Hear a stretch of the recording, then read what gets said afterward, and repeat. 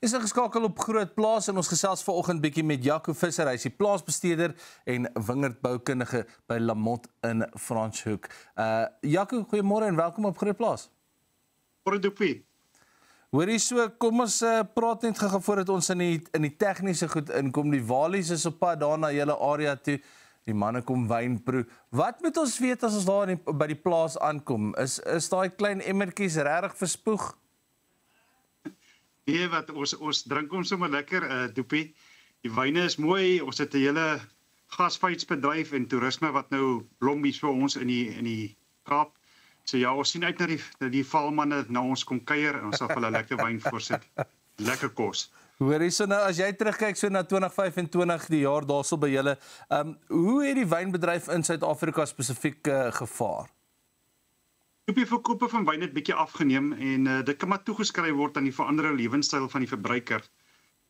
Maar ek hou van wat Rico Basson van SA Wyn sê, die 2025 oesjaar beklemtoon die vaardigheid en die veerkragtigheid toewyding van die wynbedryf.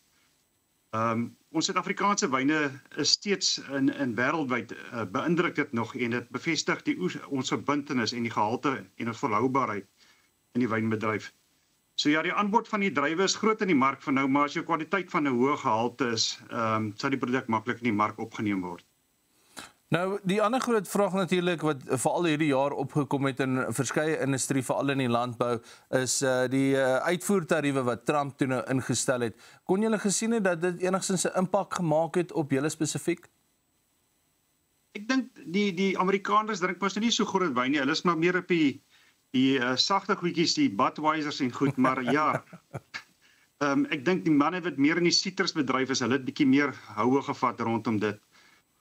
So ja, maar ons kan duidelik agtergekom het dat die uitvoere na die Europese lande bietjie minder as wat voorheen was. En dink jy ons kan dit as gevolg van die oorloë en alles wat in Europa aangaan, dit kan een van die hoofredes wees hoekom dinge bietjie stiller is as gewoonlik?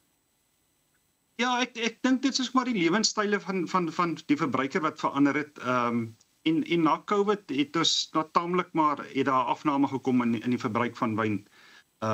Die markte was maar taamlik ook oorheers deur die Australiërs uit. Hulle het omdat ons 'n verbod oor uitvoere gehad het. So ons het so 'n bietjie van ons rakspasie daardie tyd verloor. So, wat is jou huidige verwagtinge vir die 2026 wyndryfoes in Suid-Afrika in terme van volume en jy het dit nou genoem algehele gehalte?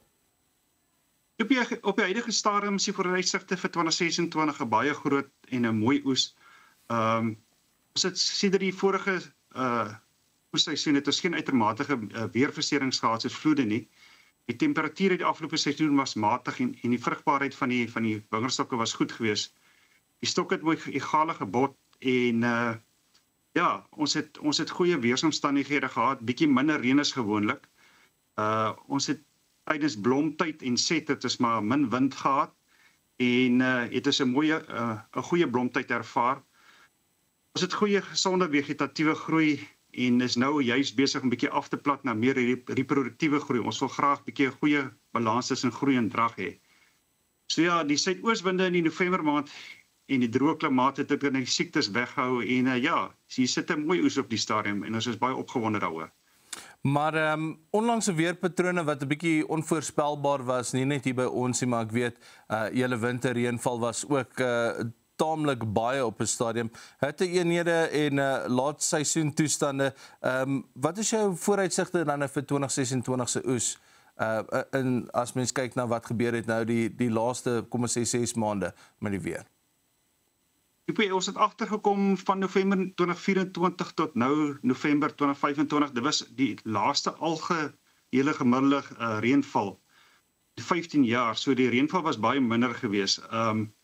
Maar ja, die winde wat ons die afgelope 2 maande gehad het, het ook baie die gronde uitgedroog. So dit is maar baie droër. Ek dink veral die ouens in die Swartland, hulle kry baie swaar, die ouens wat droëland boer. Ons het meer naby die opgaardamme en die rivier is, dis vir ons 'n bietjie makliker. Maar ja, die gehalte dink ek gaan baie goed wees. As jy kyk hoe die trosse geset het oor die afgelope tyd. Jaco, ons gaan nou 'n bietjie verder met jou gesels. Dis Jaco Visser, hy is die plaasbestuurder en wingerdboukundige daar by Lamont in Franschhoek. Ons is terug op Groot Plaas net hierna. Welkom terug op Groot Plaas. Ons gas saam met ons vanoggend Jaco Visser. Hy is die plaasbestuurder en wingerdboukundige by Lamotte in Franschhoek. So ons het bietjie gesels oor die reën. Word daar noemenswaardige streeksverskille in 2026 verwag, Jaco, byvoorbeeld tussen die Weskaap en kusstreke en dan ook binnelandse wynproduksie? Daar is altyd verskille. Elke area het maar sy uitdagings. Ek kyk, soos ek vroeër genoem het, die Swartlandstreek wat droëland geboer word, se waterbeskikbaarheid is baie laag weens die lae reënval. Jy kan dit sommer sien by die koringboere ook, hulle het 'n moeilike seisoen agter die rug. En dit sal natuurlik 'n direkte impak hê op die produksie van die wyndruiwe. Die Kaap-Suidkusstreek se produksie lyk belovend vir die 2026 seisoen. Die vrugbaarheid in daardie area is natuurlik baie laer as wat hier by ons in Franschhoek en in Stellenbosch area is. Maar hulle siektedruk was baie laag geweest, al het hulle baie suidoosreentjies die Namara, maar dit lyk baie beter as die vorige jaar. En dan, ja, Parel, Stellenbosch area is 'n mooi oes, ons het goeie matige temperature gehad. Solank die ouens net genoeg beskikbare water het om hier van deurslaan af water te gee vir die wingerdstok soos dit vereis word. Nou, wanneer dit kom by wingerdbestuurbesluite voor die 2026 oes, hoe beïnvloed iets soos waterbeskikbaarheid en damvlakke daai bestuursbesluite? Ek het onlangs verneem dat die eerste waterbeperkings weer by munisipaliteite geïmplementeer word. So ja, ons het min reënval oor die afgelope jaar gehad. Ek wil amper sê in ons area amper tot 300 mm. Dit wissel hier so in Franschhoek, as jy teen die berg is die reënval amper dubbel as wat ons hier onder in die vlakte gedeelte kry. So ja, produsente sal hulle wateroordeelkundig moet bestuur, hulle boorgate en hulle opgaardamme.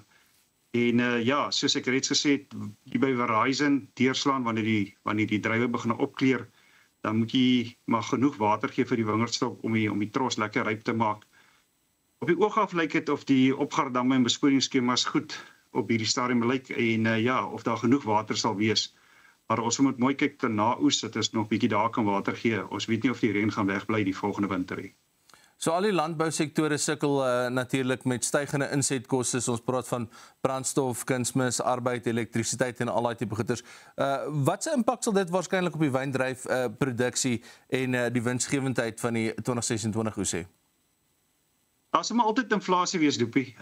Die afgelope jaar, elektrisiteit en munisipale belastings het skerp toegeneem.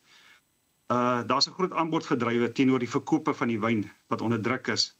Dit sit uiteindelik die wynprys onder druk. Die prys van druiwe het op die oomblik tot 4 tot 6% gegroei. En ek dink die produsente kan nog altyd rede om positief te wees oor dit. So vanuit 'n gehalte perspektief oor watter style en cultivars is wynmakers besonders optimisties of versigtig dalk soos wat ons in 2026 in beweeg? Ek is baie opgewonde oor die rooi cultivars op die stadium hier in ons area, Cabernet, Merlot en Shiraz. Ons het mooi groot trosse wat gevorm het en die korrels lyk vir effens kleiner. Dit is maar as gevolg van die afgelope 2 maande se warm winde wat ons gehad het. So die tros het nie so vol geset nie.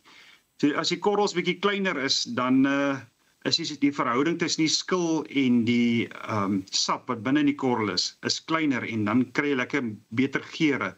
Die wynmakers hou nogals daarvan.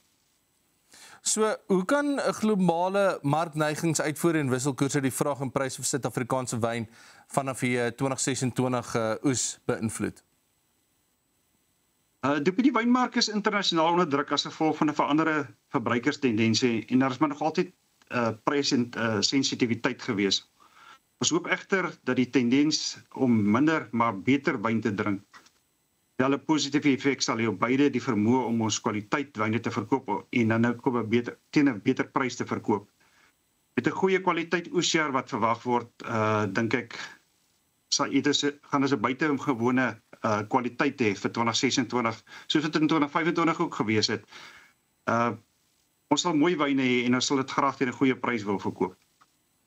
So, wat is die tendens wat julle daar sal sien by julle spesifiek? Is die binnelandse mark nog steeds baie lus vir plaaslike wyne of probeer hulle ook 'n bietjie ietsie anders? Ek kom gereeld nou in die noorde en kuier daar saam met vriende en dit is nogals my verblydend om te sien hierdie manne 'n lekker bottel wyn saam met 'n bord kos geniet. So dit is my nogals goed om te sien dat die mense wyn drink en dit geniet saam met 'n lekker bord kos.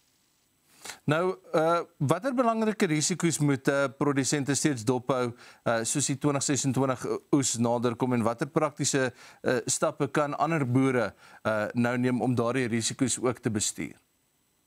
Ja, is die 16de Desember vandag, hierdie tyd van die jaar, dan begin ons nou soos in die wingerd rondloop, ons voetspore moet ons maar in die wingerd wees. Dan begin 'n mens nou plaas soos witluis sien hierdie tyd van die jaar, so ek dink ouens moet maar hulle oë oophou en ja, dis nog nie te laat om 'n ligte produk soos Movento aan te bied nie. Maar ja, hier op Lamot doen ons 'n biologiese beheer, ons hang parasiete uit of sulke vliegetjies, Coccinioides paramites en Coccinioides en dit is natuurlike predatore wat dan die witluis beheer. Ek dink 'n ander belangrike faktor wat ons nou in ag moet neem is ons waterbeskikbaarheid. Ons sal moet dit noukeurig toepas en dan ons moet maar versigtig moet wees dat ons waterbron net beskerm sodat ons genoeg water kan hê om die oes ryp te maak. So net uit 'n praktiese oogpunt, Jaco, vir die kleiner plaaseienaars daarso of manne wat nou net onlangs in die wynboerdery ingekom het, waar moet hulle nou wees as hulle wil reg wees vir die 2026 oes? Ek dink dis baie optimisties wat nou in die gang is. Ons het nou ook die eerste swart eienaar wat 'n kelder het in Suid-Afrika. Ons is baie trots op hom. Hy's my buurman hierso, Paul. En ja, ek dink daar's geleenthede. Ek dink as jou kwaliteit reg is en jy kan jou produk goed bemark, dan glo ek daar's vir jou 'n goeie vooruitsig en toekoms in die wynbedryf. Hoor hierso, Jaco, ons waardeer dit, waardeer jou tyd daarso. Nou, net so laasens, ons het afgesluit met ietsie vir die walies. Wat kan jy vir al ons manne hier van die noorde sê, wat nou aftrek daar na julle toe, wat afkom vir 'n lekker wyntjie? Waarvoor moet ons uitkyk wat in die 2025 seisoen deurgekom het? Ek dink die manne kan uitsien, hulle kom ons nou almal see toe, so hier's lekker vars vis, en saam met vis geniet ons 'n lekker bottel Sauvignon Blanc. Hy moet net yskoud wees. Yskoue Sauvignon Blanc, daar het jy dit. Jaco, baie dankie vir jou tyd. Ek sien jou binnekort daarso in die wynlande, plaasbestuurder en wingerdboukundige by Lamot in Franschhoek. Dis al waarvoor ons tyd het vir Groot Plaas vir vandag. Ons hoop jy het 'n lekker dag verder en dan kuier ons weer môre saam.